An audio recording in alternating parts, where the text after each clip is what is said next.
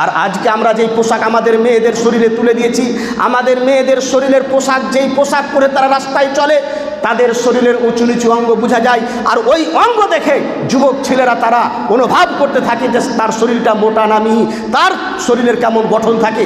এই অভ্যাস বাপ তার মেয়ের কাছে তুলে দিয়েছে, এই রীতি বাপ তার মেয়েকে দিয়ে দিয়েছে, এই রীতি একজন স্বামী তার স্ত্রীকে দিয়েছে, যাও তুমি মডার্ন হয়ে রাস্তায় ঘুরো।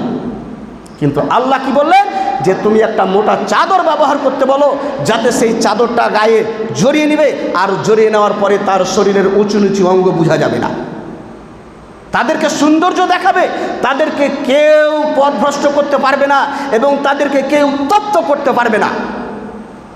কিন্তু আজকে আমরা সেই পোশাককে ছুঁড়ে ফেলে দিয়েছি, আজকে আমরা শরীয়তি পোশাকের দিকে কোনো নজর নেই। আজকে আমরা যেইভাবে আমার মেয়ে চলতে চাই, আজকে আমরা সেইভাবে চলার চেষ্টা করি, দিয়ে দিয়েছি।